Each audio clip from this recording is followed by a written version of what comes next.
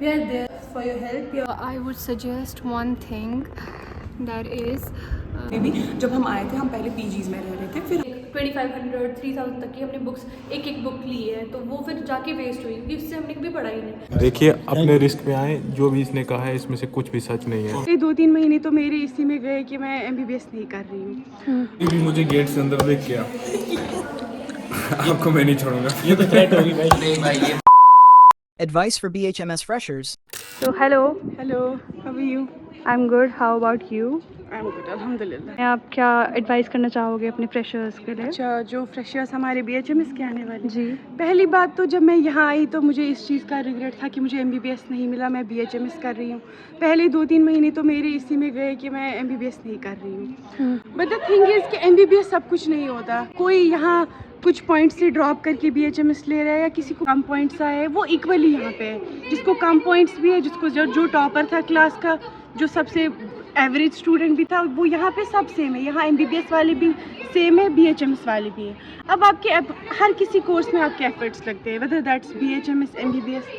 आप जहाँ पे भी अपने एफर्ट्स लगाओगे आप हर किसी चीज़ में एक्सेल करोगे, वो बीएचएमएस की डिग्री हो या एमबीबीएस की। इनमें डिग्रीज़ में नाम है, हमें सारे सब्जेक्ट्स एमबीबीएस के, प्लस हमारे कुछ एडिशनल सब्जेक्ट्स, और यहाँ पे हमें हर किसी चीज़ का एक्सपोजर मिलता है।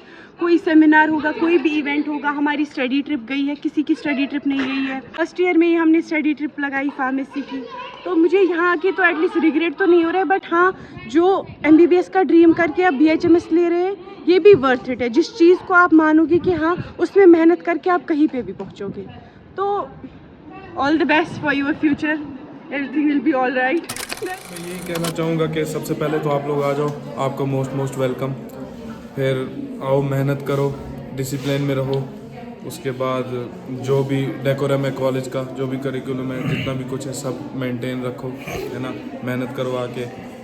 और उसके बाद जो आखिरी चीज़ मैं कहना चाहूँ जूनियर्स को, एक चीज़ के विदाउट एप्रन, स्लीव्स ऊपर, कॉलर ऊपर, कोई भी मुझे गेट से अंदर देख के आपको मैं नहीं छोड़ूंगा। ये तो थ्रेट होगी भाई। नहीं भाई ये so I would suggest one thing, that you should always ask questions no matter what.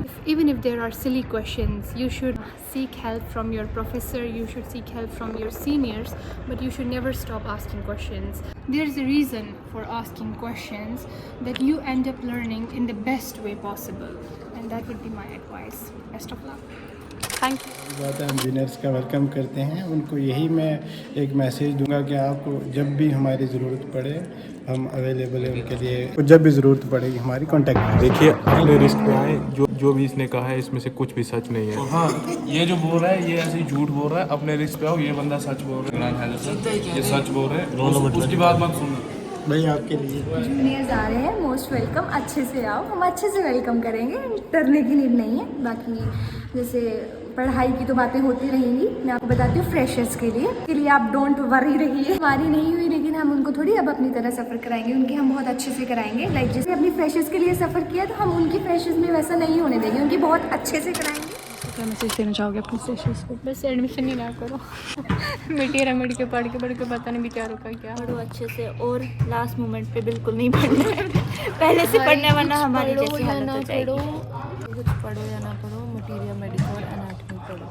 Yes वरना हम जैसे लास्ट मोमेंट पे आपको जो हम कर रहे हैं वो करना पड़ेगा। आप क्या आप और एक्सप्लोर करो हमारा कैंपस, मज़े करो जब तक एंटी रैगिंग की छुट्टियाँ हैं। यार मजाक कर रही हूँ, ऐसा कुछ नहीं है। आओ, अब हम जो भी आपको प्रॉब्लम होगी, कुछ भी अगर आपको कन्फ्यूजन होगी, we are there for your help. सब अच्छे हैं, आप किसी को भी पूछ सकते हो, कोई भी प्रॉब्लम नहीं, कोई टेंशन लेने की बात नहीं है, सब अच्छा है यहाँ पे। वेलकम करेंगे आपका, आओ, और फ्रेशर्स से सब अच्छे से होगा। आप अकोमोडेशन के बारे में क्या एडवाइस देना चाहोगे जूनियर्स को? हाँ, तो अकोमोडेशन के बारे में सबसे पहले ये बोलूँगी कि जो आपके गवर्नमेंट हॉस्टल्स है वो अवेलेबल नहीं है हमारे लिए। हम भी जो है वो प्राइवेट अकोमोडेशन में रह रहे हैं, ठीक। तो सबसे पहले जब आप आओगे, आपको जो ज़रूरी है वो यही है कि आप लोग सबसे पहले पीजीज़ में ही रहो। जो कि क्यों? क्योंकि जब आप आओगे तो आपको पहले देखना है, यहाँ पे माहौल देखना है कैसा क्या है, आपको एडजस्ट होना है, तो आपको टाइम लगेगा, जिसमें आपको 1-2 महीने महीने लग जाएंगे और 1-2 महीने बाद आप शिफ्ट कर सकते हो रूम्स में। जैसे कि हमने भी जब हम आए थे, हम पहले पीजीज़ में रह रहे थे, फिर हमने शिफ्ट किया था हमारे रूम्स में,